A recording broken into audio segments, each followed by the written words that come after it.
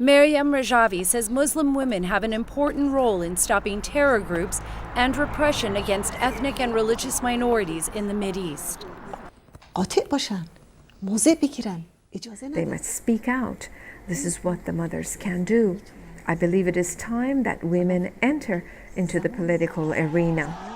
Currently, she says, Iran's intolerance and destructive behavior against its own neighbors and its own people is part of its political extremism that the international community has witnessed for years. She warns the world needs to wake up to the regime's destructive role in the Middle East and that the mullah's violent retribution has helped pave the path for terrorist groups. This silence and this appeasement also paved the way for its fundamentalism, terrorism, and extremism. Rajavi knows firsthand the brutality of hardline regimes. 6 members of Rajavi's family have been tortured and executed. Another of my sisters, my little sister, was arrested. She was tortured extensively, torn limb from limb under torture until she was finally executed.